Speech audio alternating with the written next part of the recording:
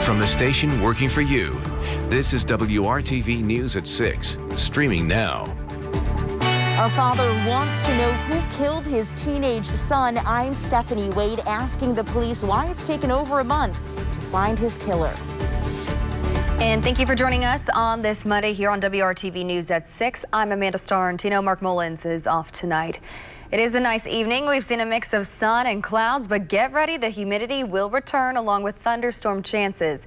Chief Meteorologist Kevin Gregory prepares us for the changes on the way. Hey, Kevin. I bet you most everyone perks up. You say thunderstorm chances because, boy, do we need the rain. How badly do we need it? I just added this up. 5 out of the last 30 days, we've had measurable rainfall. That's it. Then, if you look at just the last 20, it's a single day. Now, this is for Indianapolis, just 1 out of the last 20 days of rainfall. We've got some opportunities, and perhaps you're getting a little shower now in central Marion County, right over Monument Circle on up toward the station at 1330 North Meridian. There's your probability of some showers and thunderstorms during the day tomorrow. There's a decent chance, and it goes up on Wednesday. We'll talk about what may come with this, our marginal risk for severe storms, in just a little bit. A family is calling on the public for help to find who killed their 16-year-old son. The teen was shot at a party on the east side last month. WRTV's Stephanie Wade shares their plea tonight. Braden Shiflett was one of 3 teens shot at a party on the east side on July 11th. The 16-year-old's father has been begging for answers as his son's killer is still out on the streets. We're just looking for answers, and we're just wanting to know what happened, why, and why, my 16-year-old son is no longer with us. Nearly 2 months and still no answers as to who killed Braden Shiflett. This feels like, that there's not going to be any justice. It feels like it's almost feeling like swept under the rug, so to speak, I guess, because there's so many other things going on in the world and the city. The teen was allegedly killed at a party near 24th and North Sheridan. His family now losing hope they'll ever find out what happened that night. His father, James Shiflett, tells me Braden was a smart young boy who liked to play basketball and was part of the Christian group Young Life at North Central High School. No one deserves to have their life taken, especially at such a young age. There's so much potential, so much in the future that, my wife tells me all the time, that she'll never get to see him graduate high school. She'll never get to see him get married, And those are the things that as a parent you look forward to. You never think that you're going to have to bury your child. They hope someone will come forward with information for police. His father only thinking now. You've got to protect your kids these days. You don't know, and it's just not a safe world like it used to be. Stephanie Wade, WRTV. And we are waiting to hear back from the detective working this case. In the meantime, if you have any information that might help, call Crime Stoppers at 317-262-TIPS. And it's been 1 year and 5 months, and there is still no sign of baby Amaya Robertson. The then 8-month-old was first reported missing in March of 2019 from a home in the 200 block of South Holmes Avenue on the west side of Indianapolis. Amaya's mother, Amber Robertson, reported her daughter missing on March 16th. It was later learned that the infant had not been seen since March 9th. Police have said the baby's disappearance is being treated as a homicide investigation. But today, a demonstration on the steps of the City-County building in downtown Indianapolis seeking justice for baby Amaya. Organizers say they want answers in this case. Amaya did not get to have a voice. Amaya did not get to have a first birthday. Nope. Amaya did not get to have a little bit of life. Less than 365 days on this earth. That makes us all angry. We're mothers out here. Every single person standing behind me is a mother. And this mother of this baby waited a whole week to report her child missing. In my eyes, that deserves some kind of criminal charges. If you have any kind of information about baby Amaya's disappearance, call Crime Stoppers at 317-262-TIPS. You can remain anonymous. And a new update tonight on how the COVID-19 pandemic is impacting Indiana. The State Department of Health reports 897 new cases of the coronavirus. That's 17 more new cases than was reported yesterday. So far, a total of 94,196 Hoosiers have been diagnosed with COVID-19. There are also 5 newly reported deaths from the virus. Yesterday, there were 6 newly reported deaths. 3,077 people in Indiana have died from the coronavirus since the pandemic started in March. 1,076,947 Hoosiers have been tested for COVID-19. 8.7% of them tested positive for it. Postal workers in Indiana say your mail is being delayed like never before, and some trucks are leaving half empty or even empty. Nearly every morning, trucks leave the Indianapolis post office on South Street, but Indiana postal workers say because of new cost-cutting measures put in place by the U.S. Postmaster General, trucks are not full like they should be.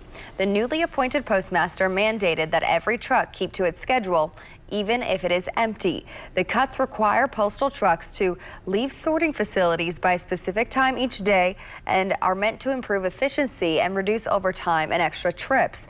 Local workers say they're seeing an impact.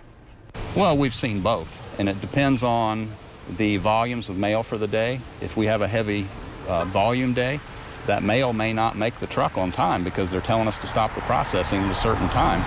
So there are cases where trucks may run empty or half full, and then instead of running an extra truck like we would traditionally have done, the mail sits until the next day. WRTV Investigates reached out to the Postal Service, which says, quote, on-time transportation has gone up from 89% to 97% in a few weeks, end quote. Since 2007, the Postal Service has experienced nearly $80 billion in cumulative losses. Postal workers are asking Congress for help. It's going to get a lot worse before it's going to get better. It's been 2 weeks since the state's eviction moratorium ended, and many families are now losing or at risk of losing their homes. WRTV's Megan Sanctorum is working to find out how one organization in Hendricks County is helping those families and the challenges they now face. My mortgage is behind, my utilities behind, I don't have any food. That is the scary reality so many Hoosiers are facing right now. Many of them at risk of becoming homeless as well, now that the state's eviction moratorium has ended. It's really dark, it's just really dark. This woman came to Family Promise of Hendricks County for help. She tells us she worked at the Omni Hotel for 26 years, but was laid off in March due to the pandemic.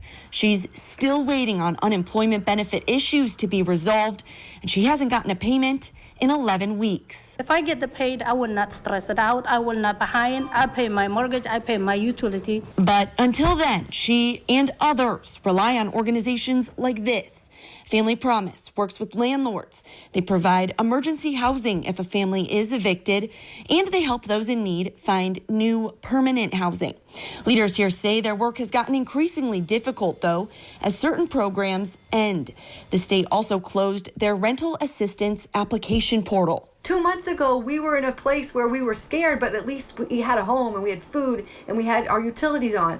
Now, we're still those same people with those same struggles, but we don't have that safety net anymore. And so we've got to pull together as a community to be able to help these families get through this hard time. And it will end and it will get better, but it's going to take all of us getting up that mountain together. She says Family Promise has teamed up with other organizations in the area, and they're all working together to help families as the need continues to grow. You know how many people are stressing out at home? We don't know what way to go. It's not only me. There is a lot of people. Working for you, Megan Sanctorum, WRTV. Soon, the smell of soul food will once again make its way down North College Avenue in Indianapolis. A fire destroyed the Country Kitchen building back in January. But Troy Washington shows us it didn't destroy the spirit that will help the restaurant rise again. This doesn't look like much right now, but in less than a year's time, Country Kitchen Soul Food Place says this is what customers will see when they turn onto North College Avenue. We've got the plans in place. We're now looking for bids, and we're in the process of doing this. Our goal is February or March of 2021 to be complete, but that's ambitious in the middle of a pandemic. Regina Marsh says owners planned on building a better restaurant. January's fire just sped up that process. Now it's only a matter of time before the restaurant, just as rich in its history as the flavor in their food, makes a comeback. We were devastated by the fire. We all call that our place. On any given day before the fire, the smell of comfort food would meet you at the door and greet customers before they even got a chance to take a seat. And we're coming back. We need that fried chicken, greens, and sweet potatoes. The restaurant raised $50,000 after the fire, but all of that went towards helping its workers. What was so great about that money, it didn't go to the restaurant, it went to the staff. What makes a good restaurant is your chef, right? And so you want to figure out a way to keep him sustained during this time. We had great servers, so we wanted to be able to sustain our staff during this time. And so that money went directly to paying rent, to utilities, to phone bills, all of those things to help sustain our staff. No insurance and other funds will bring this new vision to life so that the restaurant can get back to serving up food for the soul. Working for you, Troy Washington, WRTV. The restaurant plans to continue its tradition of holding its annual Christmas giveaway. There's no word yet on where that will be held, since the restaurant is not expected to open until next year. The death of George Floyd at the hands of police in Minneapolis, Minnesota, inspired peaceful protests and some violent riots across the country, drawing attention to racial inequalities in the United States. That also led to a mass rally of support behind Black-owned businesses, not just helping those businesses, but the communities around those stores and restaurants as well. If you would like to show your support, we have a searchable database of Black-owned businesses in Central Indiana up right now in this story on WRTV.com. A popular local restaurant is finding a way to rebound during this pandemic, how the owner is navigating the greatest challenge, and what it has meant for his customers.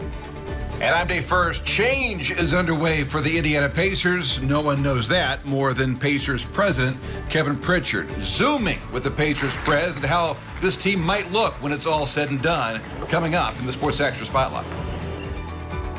And Dave, a change for us means at least a chance for thunderstorms tomorrow. A few could be severe. More details on that when we come back.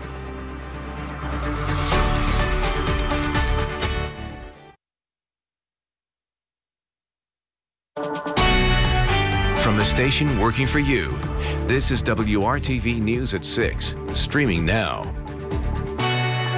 The Rebound Indiana is our mission to showcase all the options to help you bounce back from this pandemic. Today, our Lauren Casey shares how a Greenwood restaurant took a big hit during the shutdown and is pivoting and adapting to this new normal. Working in a kitchen, it's the safest job in the world because everybody has to eat. Well, March 18th or whatever that was not the case. Mark Hendricks is the chef and owner of Reverie, a progressive American restaurant serving up as much local food as possible at the corner of Main and Madison in Greenwood. Steaks, seafood, burgers, an extensive bourbon list, and craft cocktails, all on an ever-changing menu. Because in this business, you have to adapt. You always have to be thinking ahead of time. It's like a chess game. But as the pandemic hit the Hoosier state, Mark faced his biggest challenge yet. It's definitely a weird feeling knowing that you're not going to work anymore, that you've been doing this for 15, 20 years, and then all of a sudden you just don't go to work anymore. And you have to tell all your staff, I don't know. Like, we had no idea what to do. The carry-out formula didn't fit, and Mark had to tell his employees to go on unemployment. This is the hardest thing I've ever had to do. I literally almost went bankrupt. I was like $3,000 left to my name, to my name. But he hustled and he got help from his bank, from government loans, from his community. I applied for every loan, the PPP, all that jazz, and I got them. Prior to the pandemic, Mark was set to sign a construction loan in order to expand. A 6,000 square foot space with retail, an all-seasons patio, and a fireplace called Implement. Picked out the chairs and the tables and all that good stuff, and then all of a sudden, the thing hit. And so he pivoted, and Implement became Implitent. And it turned out amazing. People were coming out, they're getting to be outside, and it feels good. You're fresh air.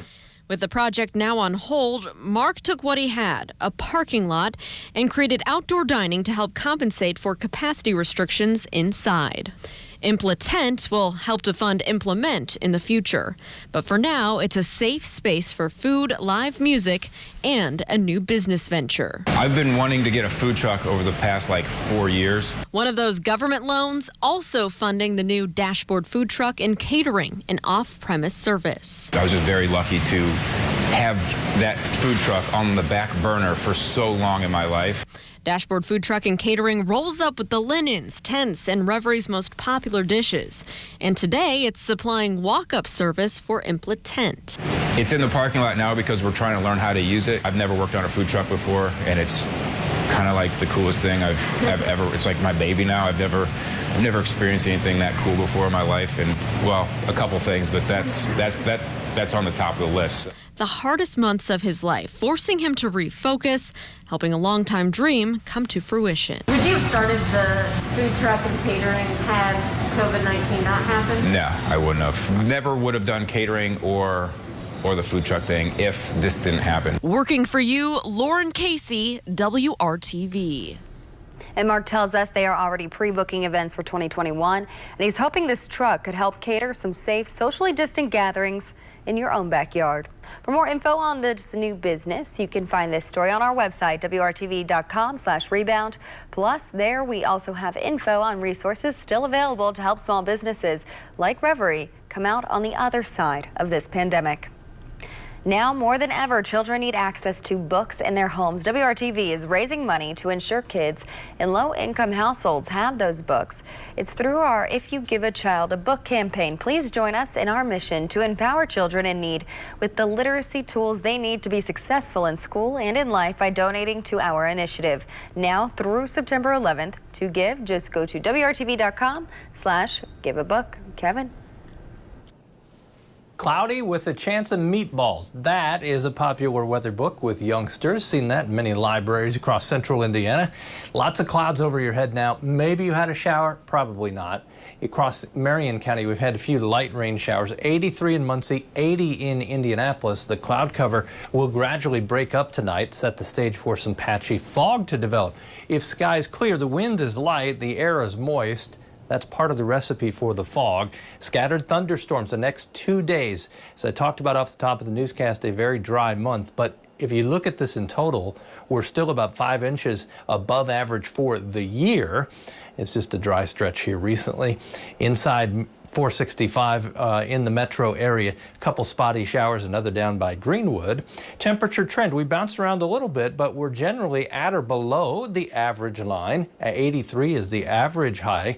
Look what happens to the humidity after Thursday. It drops off, and going down with the humidity will be our rain chances. The best chance for rain will be tomorrow and Wednesday. Then we'll see a decreasing chance of rain, and the temperatures will be cooling during that period as well. Until then, through Thursday, pretty steady, lower 80s for afternoon highs. Tomorrow's storms, the main threat would be damaging wind from an isolated severe storm. We're not expecting any widespread issues. Most likely time would be later afternoon into the evening tomorrow. A couple of showers in the morning. Then you begin to see some color. In other words, the intensity of the storms picks up as we go into the evening hours tomorrow. That's tomorrow night by 11 o'clock. And some of the downpours would be just that, downpours, because the humidity is high, which allows us to tap into that moisture. Wednesday temperatures, those in the 80s again with scattered thunderstorms. As you can see, Thursday, 82 degrees. Now focus on the low temperatures as we move to the weekend. Saturday morning, I've got Indianapolis at 54. I think some outlying areas will have a shot at the upper 40s. That'll be refreshing, but overall looking pretty good as you go into your Labor Day weekend. The chance for thunderstorms will return, though, on Labor Day itself, with temperatures of around 77 for the high. Amanda. Thanks, Kevin. The NBA playoffs once again continue without the Pacers. It was a week ago when the team was swept by the Miami Heat. Since then, the head coach was fired and change for the franchise had begun. It's about the playoffs. Sports Director Dave First with the Sports Extra Spotlight. For the Pacers, bubble life burst. All that hard work during the regular season and momentum gained in Orlando ended in a 4-game sweep at the playoffs. Pacers president Kevin Pritchard saw it all up close. As a president of this organization, I want us to be better than 4 and out in the playoffs. It's happened too often. 3 of the last 4 seasons, all under the watchful eye of head coach Nate McMillan. While taking the heat, it was the reason he was let go after 4 seasons. Yeah, I really appreciated Nate saying it was, his responsibility. But at the end of the day, this is a team that I put together from the coaches, from the players. And so I appreciate Nate doing that, but it's my responsibility. In the next coach, no stone will be left unturned. Former NBA head coaches, assistants, college head coaches. The players are becoming more worldly. They're becoming more engaged in society. And I think if I was going to tab one thing in terms of the coaching search is we have to figure out how to communicate on their terms. Which takes the franchise to former All-Star Victor Oladipo. Returning from surgery, he managed to play in 19 games this season, but has just 1 year remaining on his contract. For now, Kevin says there's no rush for a new extension. His biggest thing to me is consistently he wants to win. And if we can give him an opportunity to be successful, I think we'll have a chance to keep him. Another season of ups and downs, hits and misses, a team that was good in the regular season but vanished thereafter. We come up with the 4th best record in the East, and that's something we're proud of. But at the end of the day, we want to play well in the playoffs. In a year of uncertainty, that's one thing that is certain. Dave First, WRTV Sports.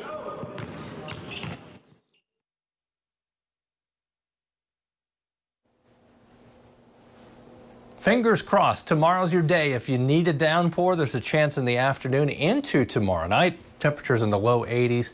We'll do that again on Wednesday, the next best opportunity for rain. Amanda? Thanks, Kevin, and thanks for making WRTV your choice for news. Join us again for the news at 7. We'll see you then.